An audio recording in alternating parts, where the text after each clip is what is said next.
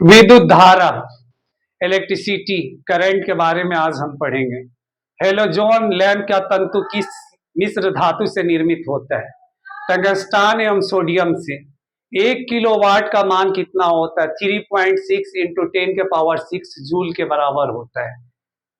जलते हुए विद्युत बल्ब के तंतु का तापमान कितना होता है? 2000 डिग्री सेल्सियस से 2500 डिग्री सेल्सियस तक होता है।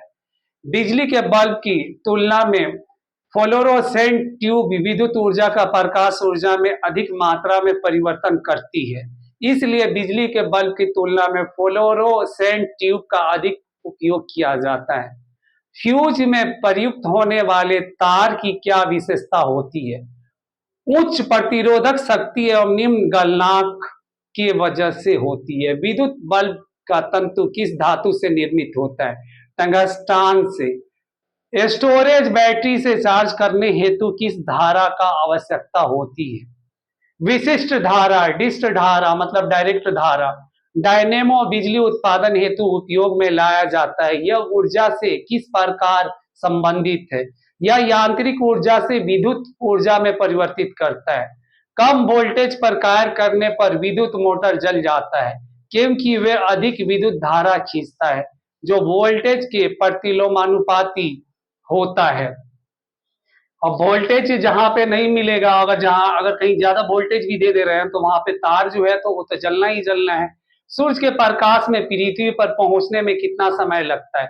लगभग 8.5 मीटर का समय लगता है, मतलब 8.5 मिनट का समय लगता है। जब प्रकाश किसी प्रिज्म से होकर गुजरता है तब अपवर्तन के पश्चात सूर्य का प्रकाश अपने विभिन्न वर्ण रंगों में विभाजित हो जाता है। इस प्रकाश का वर्ण विक्षेपण कहते हैं तथा प्रकाश से प्राप्त विभिन्न रंगों का समूह वर्ण क्रम का स्पेक्ट्रम कहलाता है। चंद्रमा से आने के बाद प्रकाश हम तक कितने समय में पहुंचता है? 1.3 सेकेंड में पहुंचता है। इंद्रधनुष के रंगों का सही अनुक्रम क्या है? बैंगनी, नीला, आसमानी, हरा, पीला, नारंगी एवं लाल। इंद्रधनुष बनने के लिए वर्ण विक्षेपण, अपवर्तन एवं पूर्ण आंतरिक परिवर्तन आदि भौतिक परिवर्तन घटनाएं उत्तरदायी होती है। सूर्य से आने वाली प्रकाश की किरणों का किस दर्पण की सहायता में एक बिंदु पर केंद्रित किया जाता है? अवतल दर्पण में किया जाता है, याद रखिएगा लो आप। पूर्ण सूर्य ग्रहण के समय सूर्य की नारंगी आंखों से देखने से आंख की क्षति पहुंचती है और रेटिना को जलने के लिए सूर्य की कौन सी किरणें उत्तरदायी है? पराबैंगनिक किरण। पराबैंगनिक किरण तो आपको पता ही है कि उस टाइम में पराबैंगनिक किरण जो है ना पूरा जो पृथ्वी पे विजिबल हो जाता है। आकाश में परिवर्तित तथा जल के कणों के अधिक प्रवणन के कारण समुद्र नीला प्रतीत होता है। अब देखिए यहाँ पे समुद्र भी जो नीला होगा वो किसके कारण से होगा? आकाश के परिवर्तन के कारण ही होगा।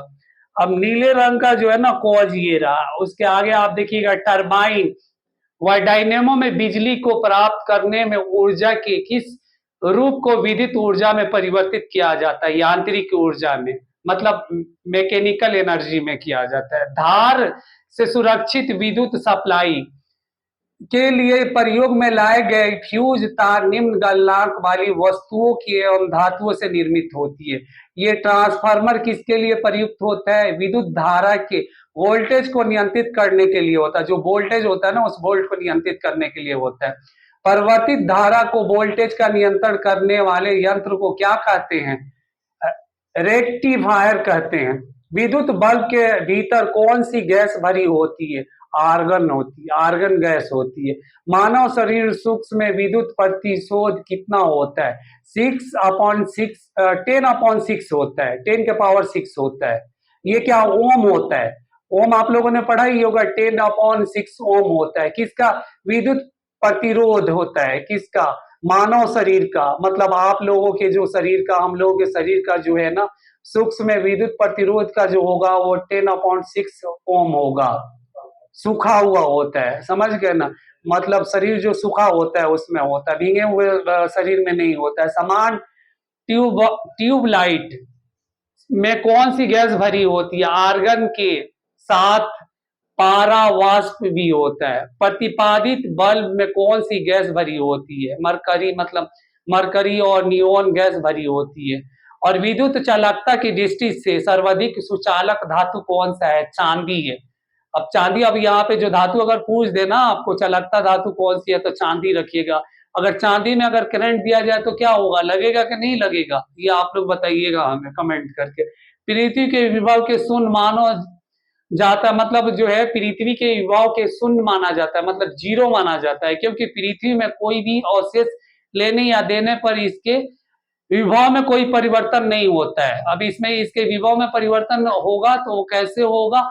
आर प्रतिरोधक वाला एक तार को पिघलाकर उसकी आधी लंबाई के तार में डाला जाता है, तो तार का नया प्रतिरोधक क्या कहलाता है? आरजे अपॉन बाई 1.4 भाग होता है।